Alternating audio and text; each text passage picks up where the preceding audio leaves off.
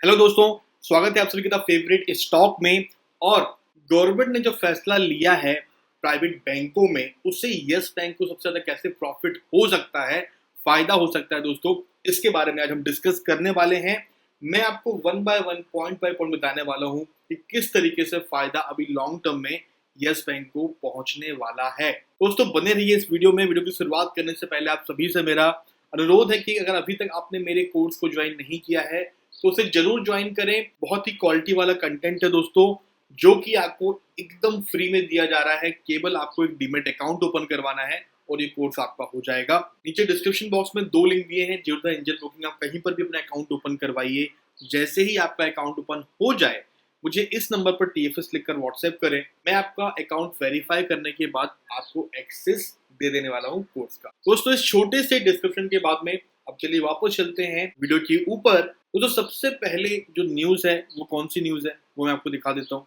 देखिए, हम सभी जानते हैं कि यस बैंक को अभी जो है निफ्टी इंडेक्स में शामिल कर लिया गया है। और वो क्यों किया गया है? क्योंकि वो एक लार्ज कैप बन गया है। तो दोस्तों अभी उसको इंडेक्स में शामिल करना चालू कर दिया है। निफ्टी नेक्स्ट 50 में जो है 31 मार्च से उसे इंक्लूड कर लिया जाएगा।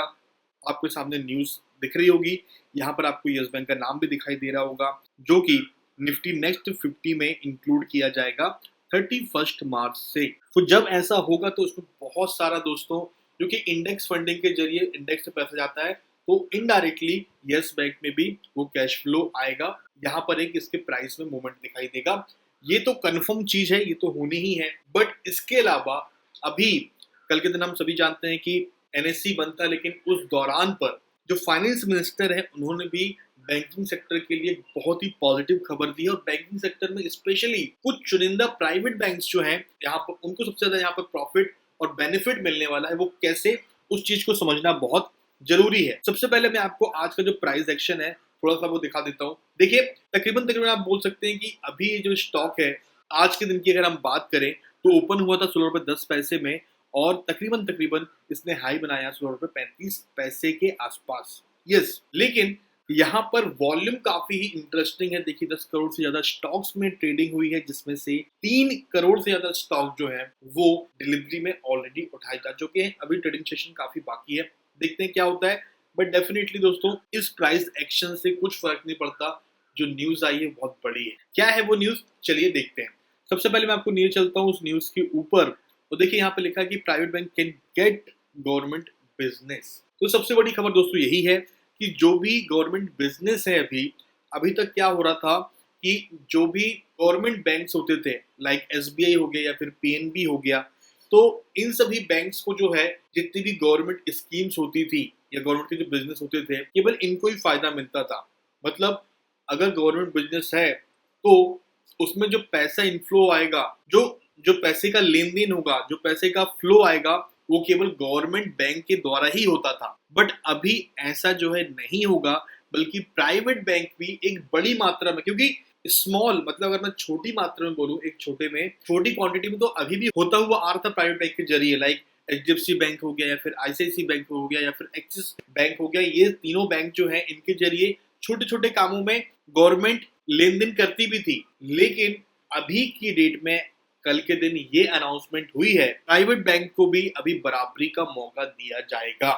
इसका मतलब क्या है दोस्तों, समझते हैं आप। देखिए मैं आपको समझाता हूँ। देखिए दोस्तों, अभी तक क्या हो रहा था, जितने भी सरकारी बैंक से, जैसे कि आप बात करो SBI की, राइट, या फिर आप बात करो PNB की, जितने भी गवर्नमेंट वाले काम थे, अभी गवर्नमेंट काम में बहुत सारे काम होते हैं। जैसे कि आपको बताऊं, सबसे पहले तो पेंशन हो गया, राइट, या फिर स्मॉल सेविंग स्कीम्स हो गई, या फिर आप बात करें रेलवे की, बात कर सकते हैं आप, राइट, रेलवे में भी, या फिर आप बात करें डिफेंस की। सो इन सभी चीजों में जो है पैसा कहाँ से फ्लो होता था, जितने भी सरकारी बैंक थे उनके जरिए, और सरकारी बैंक से मेनली SBI और PNB, राइट।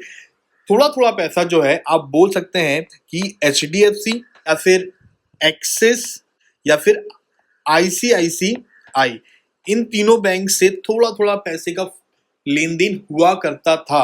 लेकिन अभी जो है, जो चेंजेस हुए हैं उसके बाद, पहली बात सबसे ज्यादा प्रॉफिट जो है प्राइवेट बैंक्स को कैसे हो सकता है, क्योंकि बराबरी का मौका दिया जाएगा। मतलब ये कि जो मैक्सिमम पार्ट यहां पर जा रहा था वो अब दोनों जगह पे जाएगा पहले तो। और दूसरी बात, जितने भी छोटे बैंक्स हैं या फिर अच्छे बैंक तो हैं लेकिन HDFC, ICICI या फिर एक्सिस जैसे बड़े बैंकों में शामिल नहीं है, उन सभी को भी यहाँ पर बराबरी का बेनिफिट मिलेगा। इसमें सबसे पहला जो नाम दोस्तों आता है वो नाम है यस बैंक का। यस बैंक के अलावा भी दूसरे बैंक हैं जैसे कि इंडस्ट्रियल बैंक या फिर कोटक बैंक, लेकिन यस बैंक को बेनिफिट दोस्तों इसलिए होगा, हम सभी जानते हैं कि अभी जो है यहाँ पर SBI की कितनी बड़ी हिस्सेदारी है, राइट। इसके अलावा यस बैंक कंटिन्यूसली बहुत सारी स्कीम्स में ऑलरेडी हिस्सेदारी ले रहा है, तो इस चीज का बेनिफिट वो डेफिनेटली उठाने वाला है। सो आप कह सकते हैं पेंशन, जितने भी स्मॉल सेविंग स्कीम्स हैं या फिर डिफेंस या फिर रेलवे है, इन सभी का बेनिफिट भी अभी यस बैंक में आने वाला है। और इससे क्या होगा, इससे ये होगा दोस्तों कि यहाँ पर जितने भी न्यू सैलरी अकाउंट होंगे वो भी यहाँ पर जनरेट होंगे। प्लस इससे यस बैंक को या फिर किसी भी प्राइवेट बैंक को कैसे फायदा मिलेगा, क्योंकि यहाँ पर जो है आप बोल सकते हैं कि जो कासा है वो इंक्रीज होगा। मतलब करंट अकाउंट और सेविंग अकाउंट में पैसा जो है वो बहुत ही तेजी से इंक्रीज होगा। और किसी भी बैंक को अगर ग्रोथ करनी है तो उसे अपने कासा का जो एक आप बोल सकते हैं कि फ्लो है, कैश फ्लो है, वो बढ़ाना होता है, क्योंकि यहाँ पर उसे इंटरेस्ट नहीं देना होता, या फिर मैं ये कहूँ बहुत कम देना होता। देखिए कोई भी जो बैंक होता है ना, वो कैसे काम करता है, वो कहीं और से लोन लेता है कम इंटरेस्ट में, और फिर हम सभी को जो छोटे छोटे रिटेल इन्वेस्टर होते हैं, फिर MSMEs होते हैं या फिर कॉर्पोरेट होते हैं, उनको लोन देता है ज्यादा रेट ऑफ इंटरेस्ट में, और इस तरीके से जो डिफरेंस बचता है वो उनका एक अर्निंग होती है। तो यहाँ पर सबसे बड़ी चीज जो है वो है कासा में, मतलब करंट अकाउंट और सेविंग अकाउंट में ये फायदा है कि उन्हें जो है कहीं से पैसे उधार नहीं लेने हैं, और इस तरीके से वो ज्यादा बिजनेस कर सकते हैं। और यही फायदा दोस्तों देखने के लिए मिलने वाला है यस बैंक को।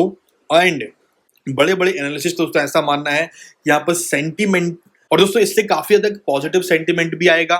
और दूसरे बैंक भी है, जैसे कि अब बात करें RBL, यस RBL की, वहां पर भी पॉजिटिविटी आएगी। बंधन बैंक हो गया, IDFC फर्स्ट बैंक हो गया, इन सभी बैंकों में भी हमें यहाँ पे तेजी दिखाई देगी। ओवरऑल दोस्तों इसीलिए हम देख रहे हैं कि निफ्टी बैंक जो है दोस्तों वहां पर हमें काफी ही तेजी नजर आ रही है।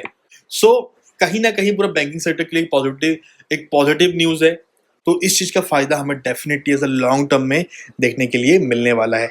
आपका क्या सोचना है दोस्तों इस पर्टिकुलर न्यूज के बारे में, मुझे जरूर कमेंट बॉक्स में बताइएगा। आप क्या सोचते हैं कि आने वाले टाइम पर यस बैंक कैसा परफॉर्म करेगा, उसे भी कमेंट्स बॉक्स में शेयर करें ताकि आपकी बात और लोग भी सुन पाए। वीडियो अगर पसंद आए तो वीडियो को बिल्कुल भी लाइक करना दोस्तों ना भूलें। पसंद ना आए तो आप डिसलाइक भी कर सकते हैं। यहां तक वीडियो देखने के लिए आप सभी का बहुत बहुत धन्यवाद। मिलते हैं बहुत जल्द अगले वीडियो में।